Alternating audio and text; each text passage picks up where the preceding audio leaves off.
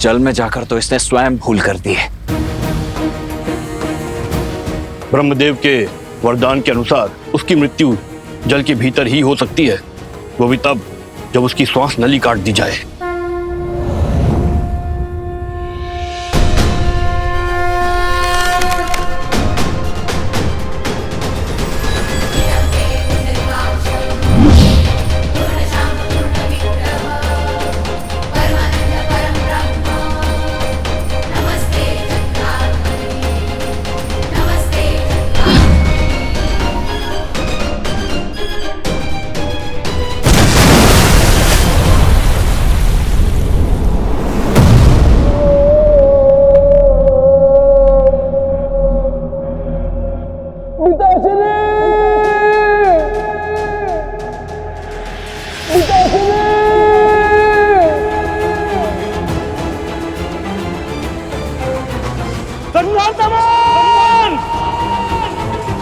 भास्करण, जो भूल रावण ने की थी वो तुम मत करो।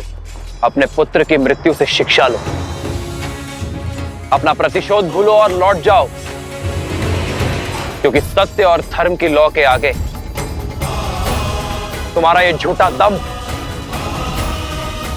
अवश्य तोड़ेगा।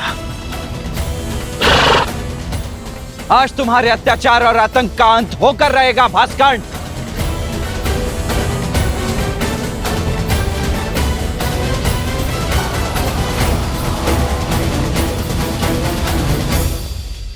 पवन पुत्र, तुम्हें अस्त्र नहीं उठाने हैं, किंतु इसके मर्दन के लिए तुम्हारी ही आवश्यकता होगी।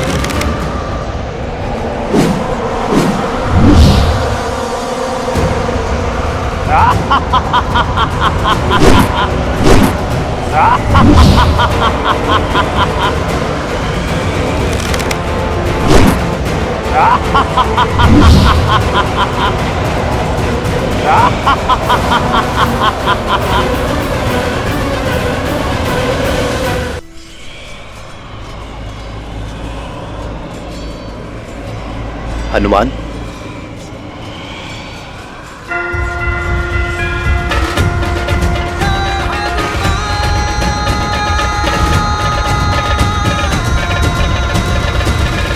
पिताश्री वायुदेव प्रकट हो।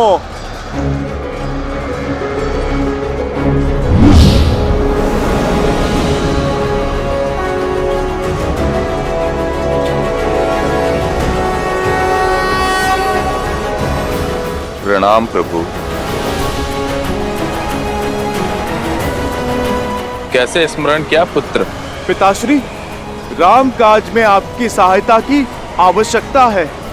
मैं कुछ क्षण के लिए आपको अपने अंदर बसाना चाहता हूँ। राम का काज और पुत्र की पुकार दोनों को अनदेखा नहीं किया जा सकता।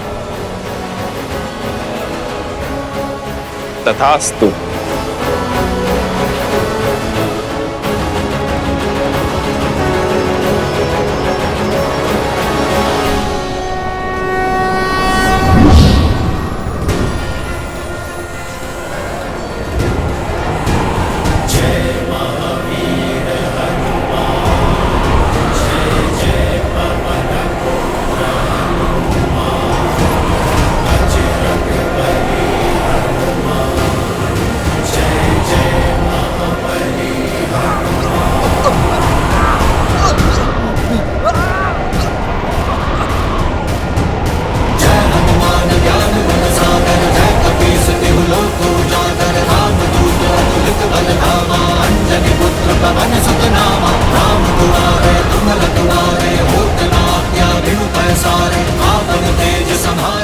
भैया, यदि हमने और देरी दिखाई तो कदाचित हम सभी का अंत हो जाएगा।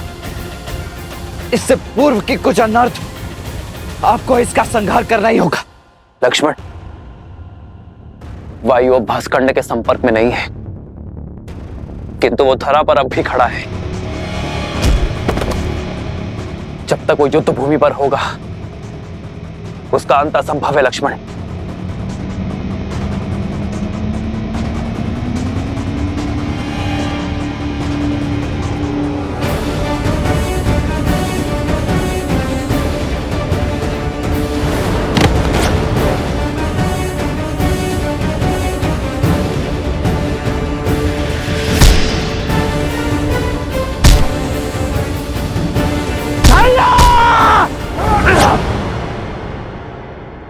प्रहार कीजिए।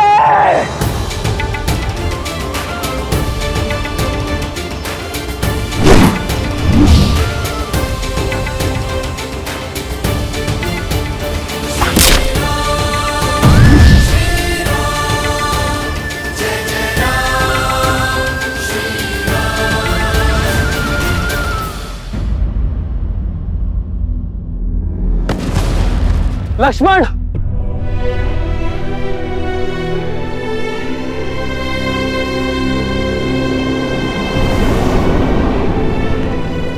लक्ष्मण, लक्ष्मण,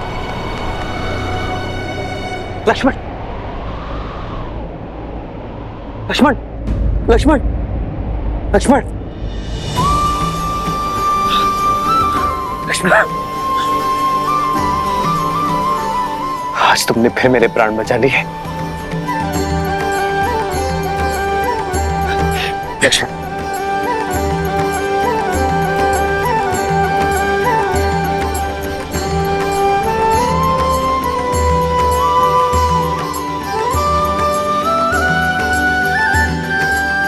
भैया, आपकी विजय के लिए तो मृत्यु से पराजय भी मेरे लिए परम विजय है। कल प्रातः हम अयोध्या के लिए प्रस्थान करेंगे और वहां प्रत्येक घर पर हमारे विजय की पताका लहराएगी। जाओ लक्ष्मण, अब सेना से भी निश्चिंत होकर विश्राम करने को कहो। जो आज्ञा भैया।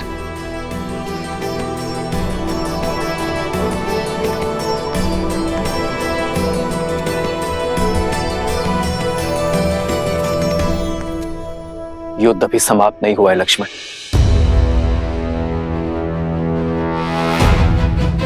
युद्ध तो अब आरंभ होगा, वो युद्ध जिसे लड़ने के लिए मैं अयोध्या से इतनी दूर आया।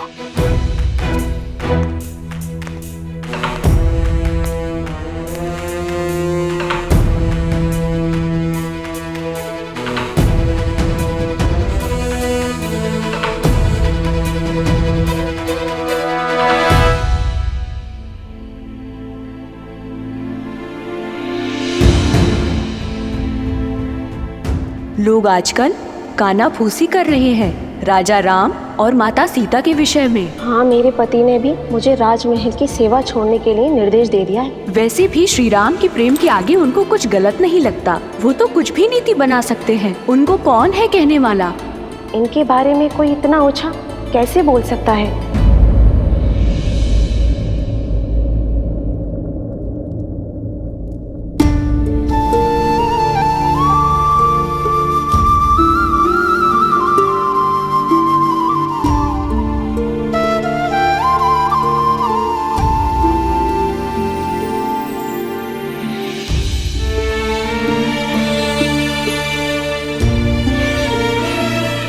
सीता कभी चिंतित हो ही नहीं सकती यार, परंतु एक होने वाली माँ का स्वप्न बिगड़ जाने का शोक अवश्य है।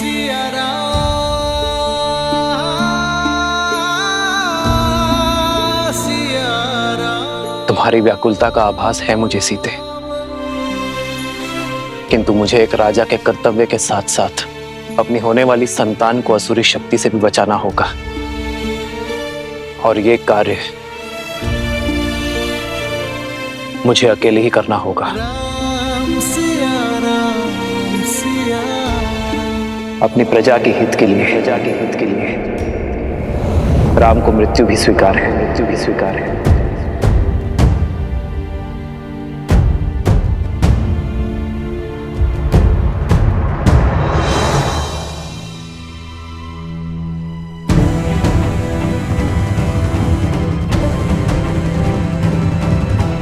इतनी रात्रि में धनुष लेकर प्रभु अकेले कहाँ पे जा रहे हैं?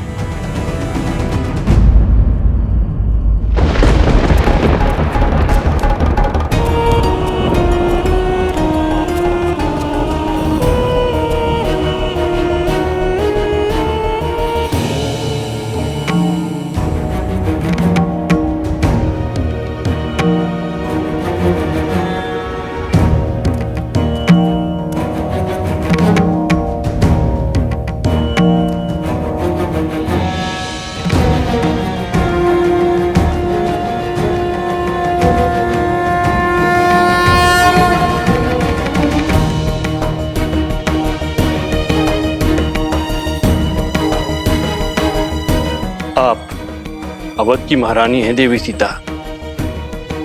आपका व्यथित होना प्रजा के हित में नहीं। प्रजा की ही चिंता में हूँ गुरुवर। नागरिकों के विचारों में मलिनता आ रही है और मन में शंका का विष घुल गया है। ये नगर में कौन सी असुरी शक्ति पग पसार रही है गुरुवर?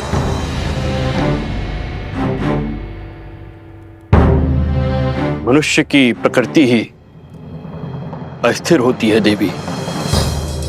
सफलताओं के बीच असफलता का भय, यात्रा के प्रारंभ होने में घर छूट जाने का भय, विवाह के समय स्वतंत्रता छिनने का भय, नए उत्तरदायित्वों का संकोच सदा रहता है।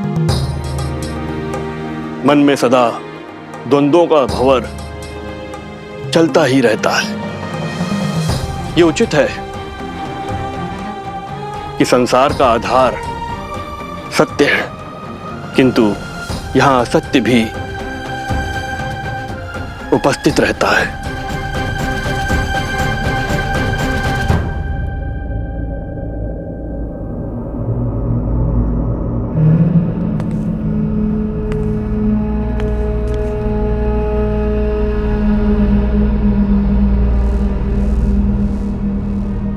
मैं ललकारता हूं सहस्त्रमुख रावण, सामने आओ। असत्य का गुण है कि वो सत्य से दूर नहीं रह सकता। मैं जानता था तुम मेरे पीछे अवश्य आओगे। अब बात और वार छुप कर नहीं, सम्मुख होकर होंगे। हार जाओगे राम, मुझे जितना काटोगे उतना ही मैं बढ़ूंगा। हार जाओगे, पराजय स्वीकारो। छिपने का कोई लाभ नहीं सहस्त्रमुख रावण। राम, मुझे जितना काटोगे उतना ही मैं बढ़ूंगा। हार जाओगे, पराजय स्वीकारो।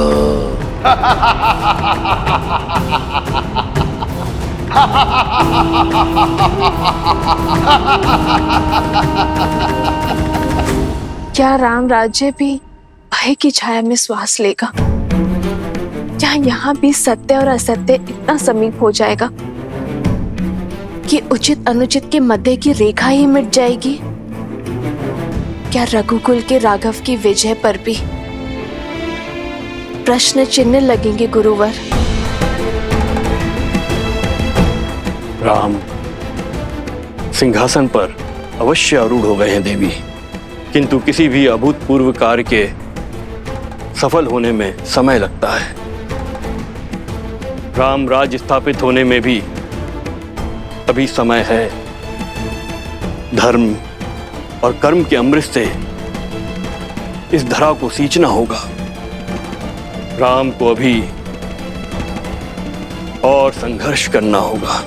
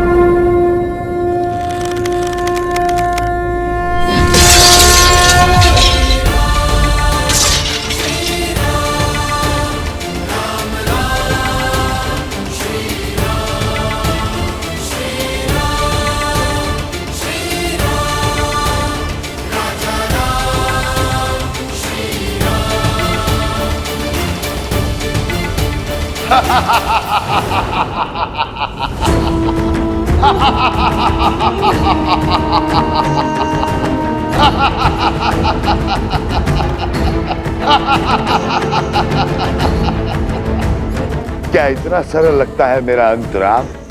कोई अस्त्र, कोई शस्त्र मेरी मृत्यु का मार्ग प्रशस्त नहीं कर सकता है, क्योंकि मैं शरीर नहीं, सोच हूं राम। सोच, सोच को कौन सा अस्त्र मार सकता है?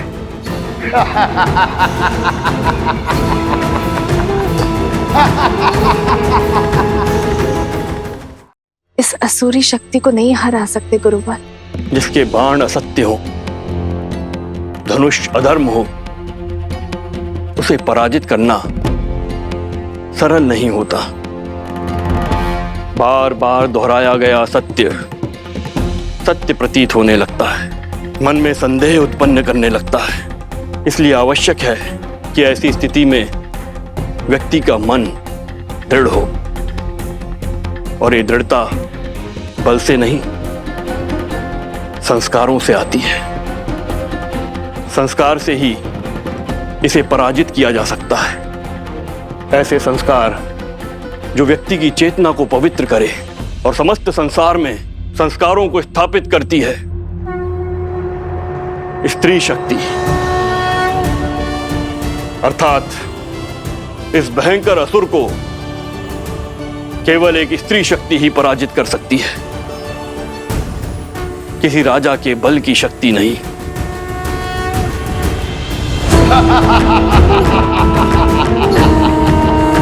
है